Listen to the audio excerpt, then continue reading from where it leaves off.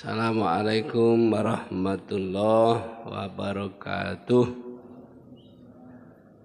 Alhamdulillahi rabbil alamin. Salatu wassalamu ala asrafil anbiya'i wal mursalin wa ala alihi wa ashabihi ajma'in. Qala ta'ala a'udzu billahi minasyaitonir rajim. Bismillahirrahmanirrahim. La in syakartum la azidannakum wa la in kafartum inna azabi lasyadid. Shadaqallahul azim. Bapak Ibu dan saudara sekalian, bersyukur kita kepada Allah. Pagi hari ini kita masih diberikan kesehatan, kesempatan, kekuatan sehingga kita kembali dapat melaksanakan ibadah salat subuh secara berjamaah. Salawat dan salam semoga Allah limpahkan kepada Nabi kita Muhammad sallallahu alaihi wasallam. Bapak Ibu, tema kita adalah syukur dan sabar. Kita sudah melaksanakan kegiatan Ramadan 1 bulan penuh dan ditambah juga yang sunnahnya puasa Syawal. Ada yang sudah selesai, ada yang sedang, dan ada yang akan datang. Maksud yang akan datang itu yang penting masih di bulan Syawal. Masih lebih kurang 15 hari lagi bulan Syawal akan berakhir. Bapak Ibu saudara-saudara sekalian, kita merasa bersyukur, berterima kasih kepada Allah. Ramadan yang sudah kita lewati, alhamdulillah sudah kita laksanakan bermacam-macam rangkaian ibadah di dalamnya. Sholat 5 waktu, tambah qobliyah dan ba'diyah, sholat tarawih, sholat witir, membaca Al-Quran, berzikir dan berdoa dan lain sebagainya.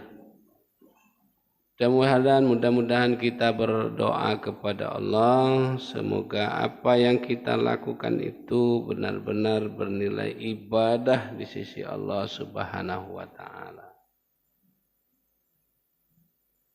Kapan dia bernilai ibadah? Pertama, dilaksanakan secara ikhlas, secara tulus, tidak ada paksaan dari siapapun, hanya karena Allah Subhanahu wa ta'ala. Inna sholati wa nusuki wa mahyaya wa mamati lillahi rabbil alamin. Semuanya kita laksanakan hanya karena Allah. Yang kedua, akan bernilai ibadah bila itu ada perintah dari Allah dan Rasul. Artinya melalui ilmu yang kita pahami.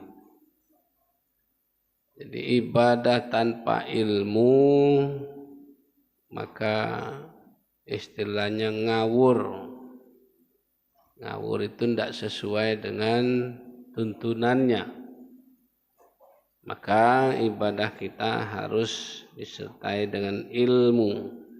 terutama ilmu yang berkaitan dengan ibadah yang kita lakukan. Yang ketiga tentu harus dilaksanakan dengan konsentrasi alias khusyuk. Konsentrasi ini sangat penting. Khusyukan itu amatlah berharga. Ketika tidak khusyuk maka ingatan kemana-mana,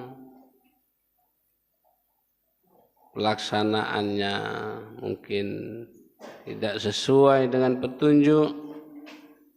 Ini juga tidak bernilai ibadah di sisi Allah Subhanahu wa taala. Bapak Ibu saudara-saudara sekalian, tentu kita bersyukur, berterima kasih juga kepada Allah Subhanahu wa taala. Tahun ini luar biasa silaturahmi satu dengan yang lain sudah dirasakan oleh masyarakat kita, baik secara lokal maupun secara regional, malah internasional. Menyaksikan di layar televisi, media massa, betapa hebatnya istilahnya mudik. Nah, sekarang arus baliknya. Nah, arus balik ini tidak kalah hebatnya pula, menambah penduduk di satu tempat, terlebih-lebih untuk daerah Jakarta, menambah itu luar biasa tuh Pak, luar biasa. Terutama di Jakarta, jutaan masyarakat yang mudik, yang pulang kampung, termasuk juga antar daerah yang ada di daerah ini sudah pulang.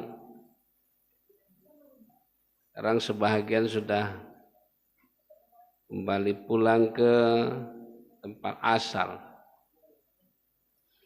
Ini kita bersyukur kepada Allah Subhanahu wa taala karena sudah 2 tahun secara berturut-turut kita dibatasi oleh aturan-aturan yang mengikat kita tidak melaksanakan itu. Nah, alhamdulillah tahun ini dapat dilaksanakan dengan sebaik-baiknya. Tentu ini sangat dianjurkan oleh tuntunan ajaran agama Islam kita, oleh Nabi kita Muhammad SAW supaya menyambung silaturahim. Terlebih-lebih masih ada hubungan darah, masih ada sanak saudara satu dengan yang lain, ditambah lagi kepada manusia secara umum tidak boleh kita memutuskan hubungan silaturahim. Tidak boleh kita menganggap bahwa kalau si Anu bersalah kepada saya, tidak saya maafkan. Itu tidak ada kamusnya macam itu.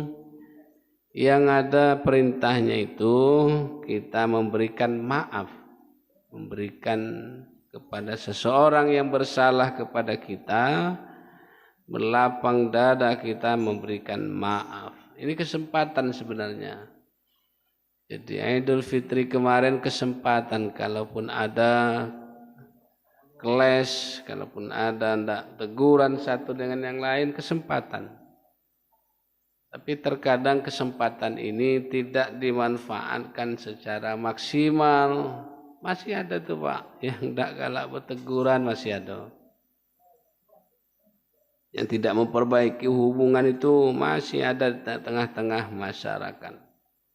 Yang kita sayangkan justru dia masih sanak saudara, dia masih ada kaitan darah satu dengan yang lain. Jadi Bapak Ibu saudara-saudara sekalian, lebih jauh lagi kalau kita pacak bersyukur, berterima kasih kepada Allah Subhanahu wa taala, mudah-mudahan Allah akan menambah nikmatnya kepada kita. Sebaliknya kalau kita tidak pandai berterima kasih kepada Allah, Allah akan menarik nikmatnya itu, baik itu secara cepat, baik pun secara lambat, itu akan dirasakan. Tapi alhamdulillah kita sudah banyak bersyukur kepada Allah Subhanahu wa taala. Terima kasih ya Allah. Ramadan sudah saya lewati dengan segala aktivitas ibadah di dalamnya. Tentu kita bermohon kepada Allah kiranya Ramadan yang akan datang bisa ketemu lagi dengan kita. Amin ya rabbal alamin. Inilah fasilitas yang Allah berikan secara gratis kepada kita. Tinggal lagi mau atau tidak kita memanfaatkan itu. Kalau kita melaksanakannya, ini adalah suatu kesempatan yang amat luar biasa.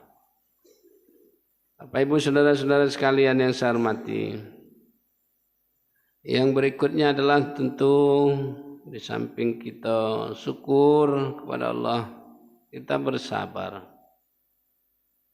Ternyata apa yang Allah perintahkan melalui firman Allah Ali Imran ayat 17, as-sabirin as-sadiqin wal qanitin.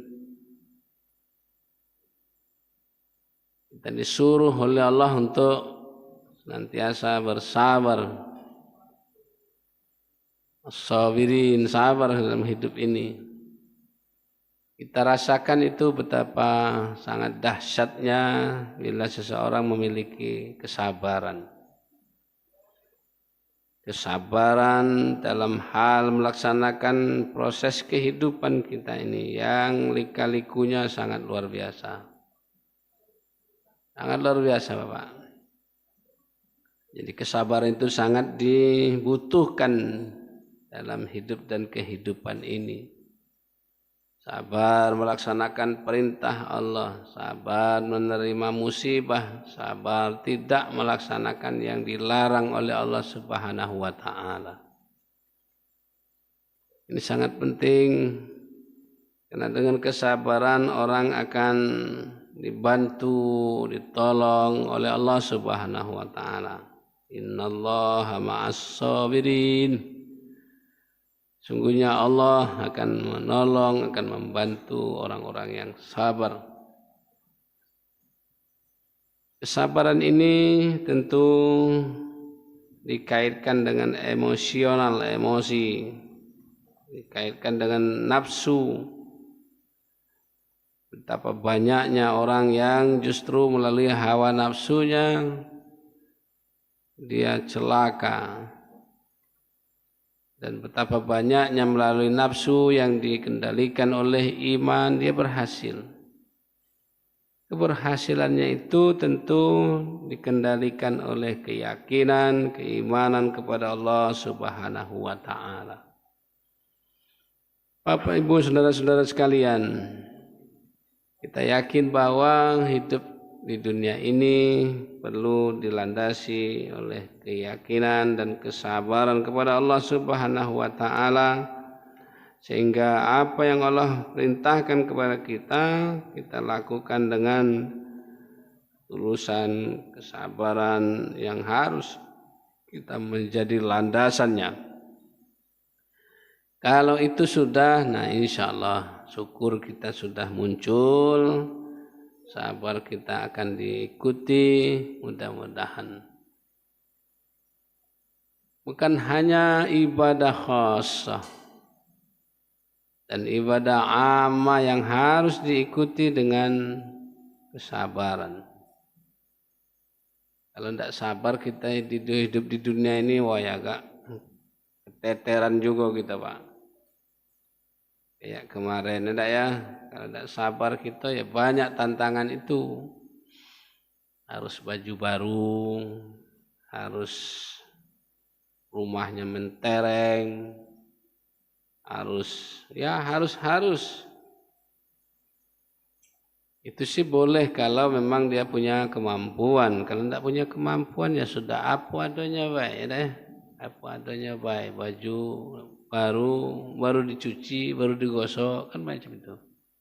Tidak harus yang baru nian. Kalau ada ya silakan, tidak apa-apa, selama tidak berlebih-lebihan. Yang tidak boleh kan berlebih-lebihan, Pak. Saya pernah dinasihati seorang dokter. Sebelumnya saya curhat kepada dokter dan membawa catatan-catatan yang justru dilarang dan tidak boleh dimakan.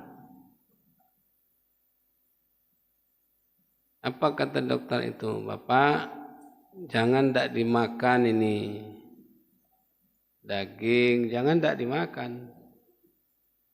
Badan kita bisa jadi lemas kalau tidak makan.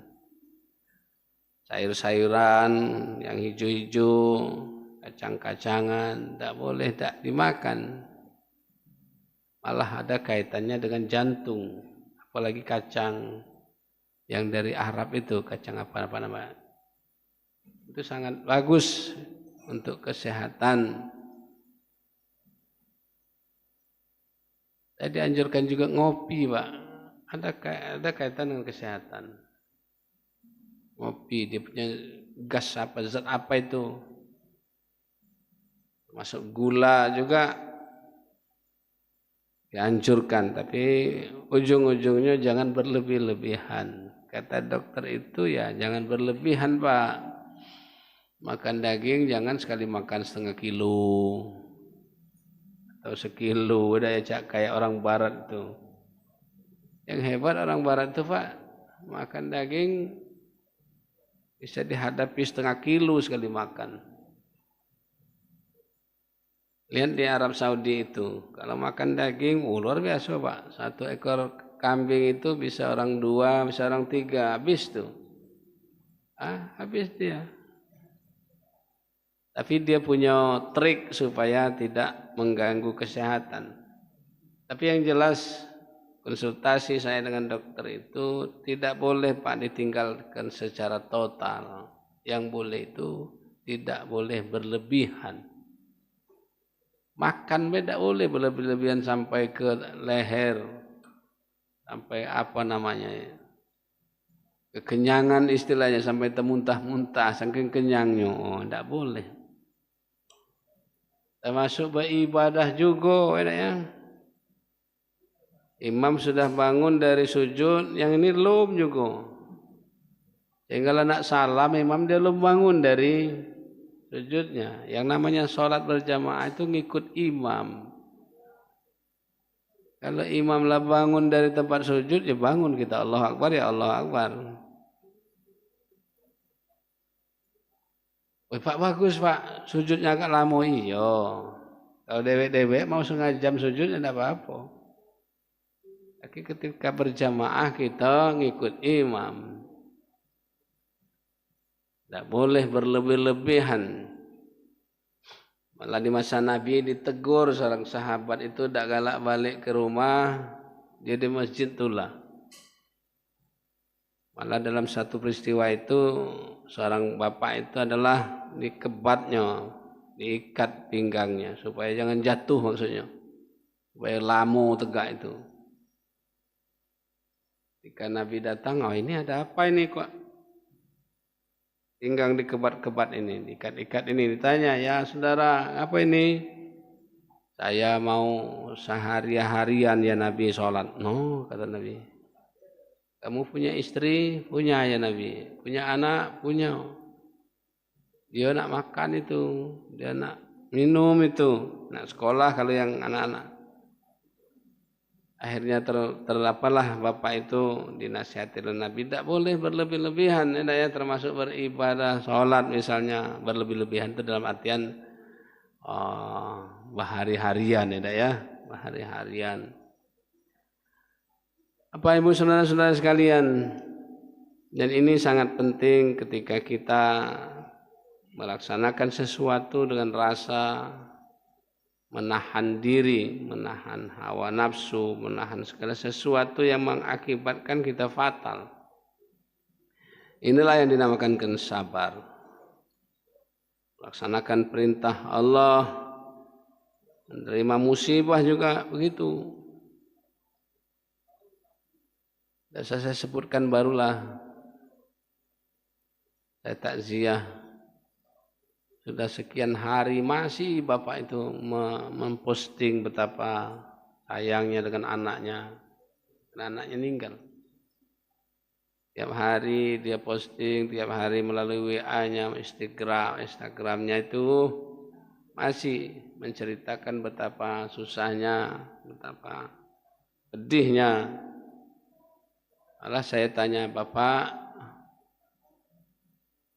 tidak usah terlalu menyesali karena memang itu utusan Allah, keputusan Allah kan, keputusan Allah. Dia malah menjawab ini adalah merupakan kiamat Pak bagi saya. Waduh ya Allah. Kata saya ya berlaku sabar bela Pak, tidak apa-apa. Kalau itu kita katakan merupakan satu ujian yang luar biasa yang tidak sanggup dia, itu menandakan kurang menerima ketetapan Allah. Kalau kurang menerima ketetapan Allah, artinya imannya itu sudah tipis. Jangan satu saat imannya akan lepas. Jadi cak mana ya sudah, karena memang ini sudah ketentuan. Ada itu banyak itu Pak. Orang tuanya menerima secara tulus. Walaupun itu amat pedih, amat berat. Dan juga cerita yang sangat meyakinkan kita bahwa anaknya luar biasa, kemudian dipanggil oleh Allah. Dia mengatakan ya sudah, karena ini milik Allah, saya terima. Wah, itu luar biasa itu. Kalau dia tidak menerima, wah ini berarti menyalahkan Allah. Dalam musibah. Sebenarnya musibah itu bukan kematian baik Pak sebenarnya. Ma'asobak itu apa yang diberikan kepada seseorang itu merupakan musibah sebenarnya. Tapi kenyataan di lapangan orang banyak mengatakan musibah itu hanya kematian.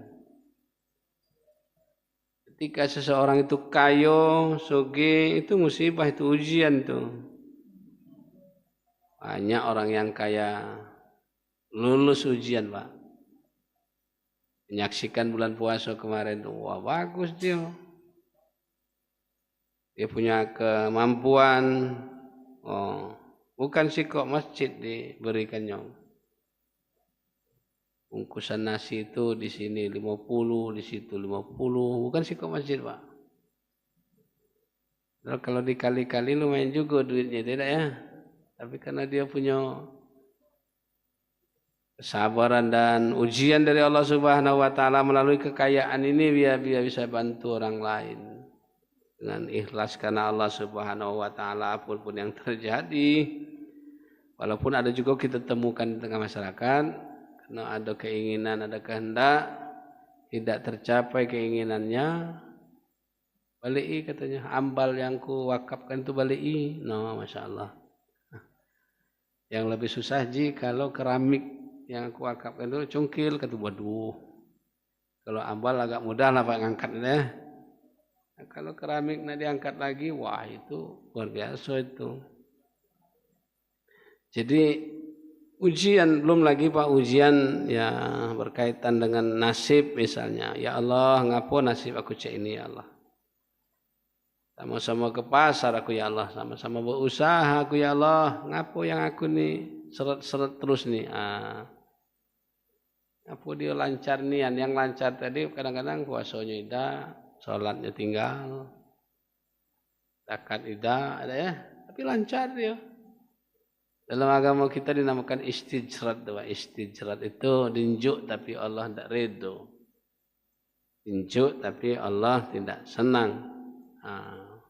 Istilah bahasa dusunnya lajulah, lantak-lantaklah.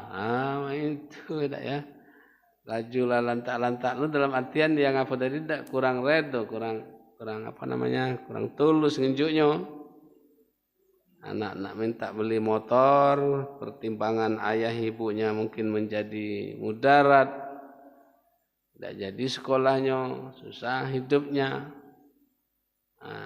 Orang tua tidak ngenjuk, malah dia ngomong tidak sayang. Padahal pertimbangan orang tua tadi banyak hal, tidak ngenjuk tadi. Malah satu sisi makin sedikit harta, makin sedikit kakek kita dirangking, dikerangking oleh malaikat Allah. Kan belum kemana-mana ketika itu belum selesai 4 persoalan kita belum baca kemana-mana, diantaranya harta. Makin banyak harta ya makin lama. Jangankan malaikat Allah, pengadilan tuh Pak, di pengadilan tanya why, pening pala itu jawabnya. Di pengadilan itu, kejaksaan. Apalagi di kejaksaan itu informasi yang diterima tempatnya sempit, kipas angin tidak kati, pertanyaan banyak. Aduh. Apalagi di hadapan Allah, malaikat itu luar biasa Pak.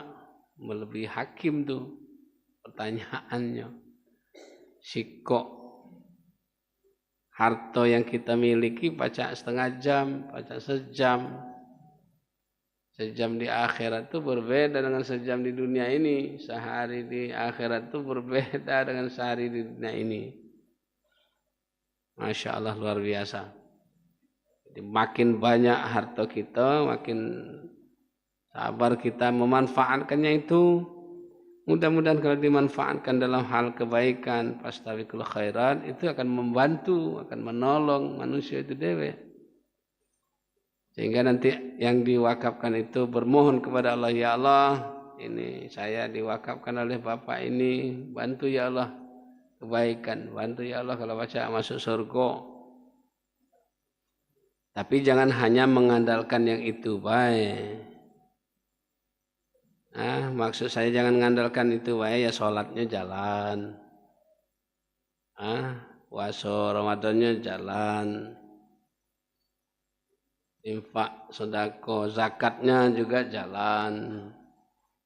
Jangan mengandalkan itu baik ya. Mengandalkan sholat malam masuk surga, sholat wajib tidak, mana pula itu. Yang wajib-wajib ini harus ya. Selebihnya itu ya mengikuti. Cuma ke penjelasan Nabi, sholatnya itu menjadi pokok yang dasarnya sholat 5 waktu. Kalau itu sudah, insya Allah yang lainnya akan nurut, yang lainnya akan ngikut. Tapi bila sholat 5 waktu yang wajibnya tidak beres, maka yang lainnya mudah-mudahan juga tidak beres. Jadi andalan kita adalah yang diperintahkan wajib itu dilaksanakan, selebihnya bisa nyusul. Mudah-mudahan Bapak ya, mudah-mudahan hidup kita senantiasa bersyukur, berterima kasih ya Allah. Dikit banyaknya itu ya tergantung. Yang jelas masih diunjuk oleh Allah rezeki. Rezeki banyak ya terima kasih, keluarkan sebahagian kecil 2,5%-nya. Ketika rezeki itu tidak terlalu banyak ya apa adanya.